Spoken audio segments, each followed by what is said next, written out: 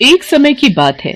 मोहनपुर नामक गांव में सदानंद नाम का एक गरीब ब्राह्मण रहता था। वो स्वभाव से बहुत धर्म कर्म और पूजा पाठ करने वाला था। ब्राह्मण नियम से रोजाना सुबह पीपल के पेड़ पर जल चढ़ाता था। उसी पेड़ पर माँ लक्ष्मी का वास था। एक दिन ब्राह्मण की पूजा से प्रसन्न होकर माँ लक्ष्मी ने एक लड़की का रूप धारण किया और पीपल में से निकलकर उस ब्राह्मण के पास आई। तुम कौन हो बेटी? तुमने मुझे पिता कहा है। मेरा इस दुनिया में कोई भी नहीं है। मैं आपको रोजाना यहाँ पीपल पर जल चढ़ाते हुए पूजा करते देखती हूँ, इसलिए मैंने आपको अपना पिता कहा है। पिताजी, क्या मैं भी आपके साथ आपके घर चलूं? मेरे साथ? पर मेरी तो पहले से ही 6 लड़कियां हैं। अगर मैं इसे अपने घर ले गया तो खिलाऊंगा क्या? हम तो रूखा सूखा खा लेते हैं, पर ये बेचारी रूखा सूखा कैसे खा पाएगी? ब्राह्मण कुछ नहीं बोला और वापस घर लौट आया। अब ब्राह्मण जब भी पीपल पर जल चढ़ाने जाता तो ऐसा हर रोज होने लगा। इसी चिंता में ब्राह्मण बहुत कमजोर हो गया। उसका मन अशांत रहने लगा। एक दिन ब्राह्मण की पत्नी उससे बोली, सुनो जी, क्या बात है? आप कुछ दिनों से अशांत और दुखी दिखाई दे रहे हो। मैं आपकी इतनी सेवा करती हूँ, फिर भी आप इतने कमजोर क्यों होते जा रहे हो? इसका क्या कारण है? आपको कौन सी चिंता सता रही है? मुझे कहिए, शायद मैं आपकी कोई सहायता कर सकूं।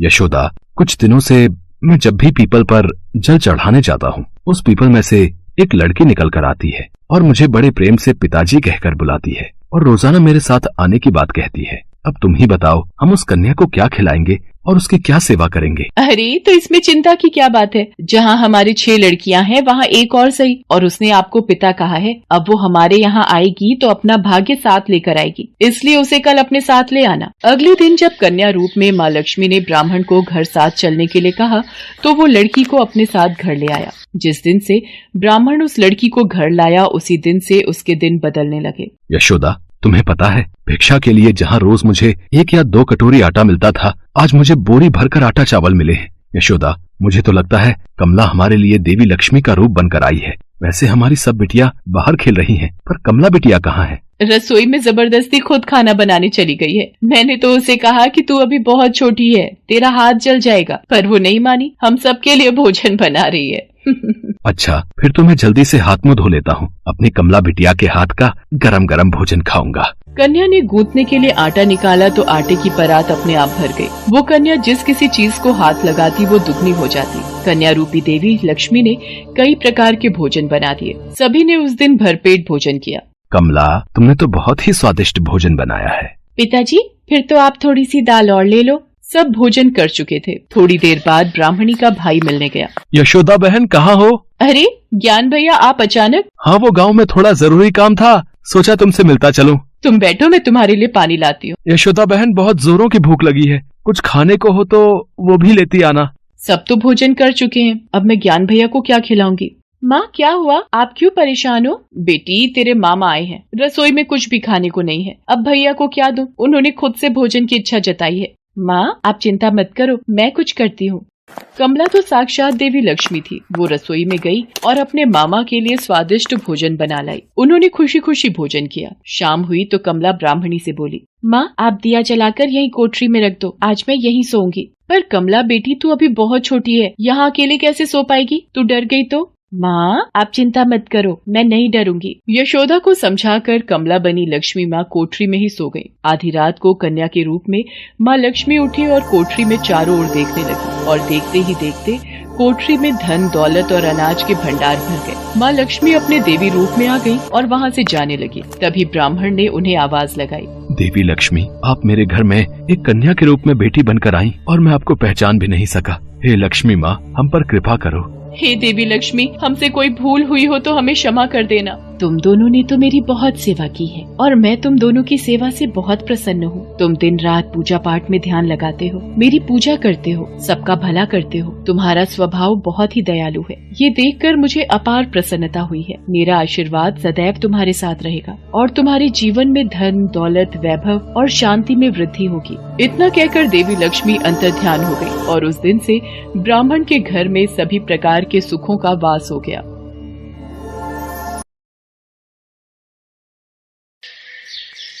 देवी दुर्गा ने दैत्यों के संहार के लिए कई अवतार लिए हैं।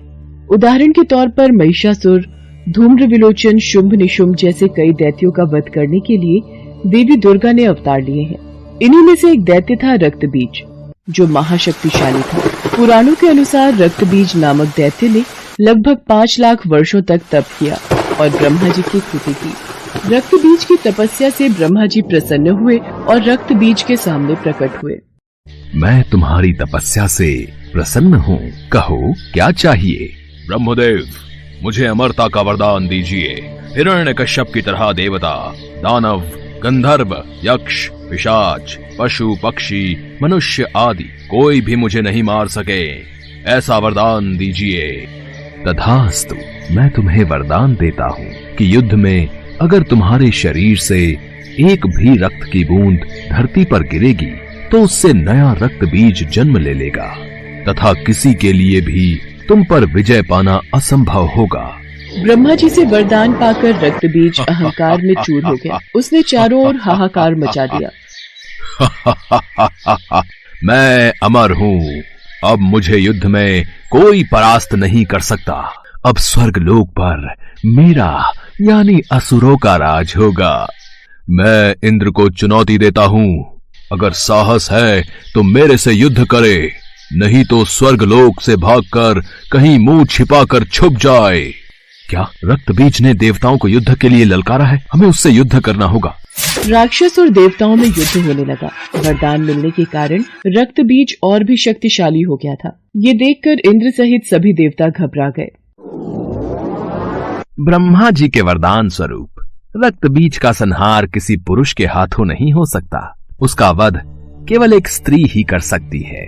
आपको भगवती दुर्गा की स्तुति करनी चाहिए। उन्होंने अनेकों राक्षसों का वध किया है। आप उचित कह रहे हैं देवर्षि नारद, हम सब देवी दुर्गा की स्तुति करते हैं। अब इस संकट से वही हमें पार लगा सकती हैं। और सभी देवता देवी दुर्गा का ध्यान करते हैं और देवी दुर्गा वहाँ प्रकट होती है। देवी भगवती, हमें रक्त बीज नामक राक्षस से मुक्ति केवल आप ही दिला सकती हैं। हमारी सहायता कीजिए माँ। आप सभी निश्चिंत रहिए, रक्त बीज नामक दैत्य का संहार अवश्य होगा। उसे उसके पापों का दंड अवश्य प्राप्त होगा। देवताओं को आश्वासन देकर माँ दुर्गा ने रक्त बीज को युद्ध के लिए ललकारा। तू एक साधारण अबला स्त्री मुझे युद्ध के लिए ललकार रही है। तू मेरा कुछ नहीं बिगाड़ पाएगी। रक्त बीज, अब तेरी मृत्यु निश्चित है। मेरे हाथों से तू नहीं बच पाएगा। अच्छा, तू मेरा वध करेगी? देखता हूँ ये कैसे संभव होता है। माँ दुर्गा और रक्त बीज के बीच युद्ध प्रारंभ हो जाता है।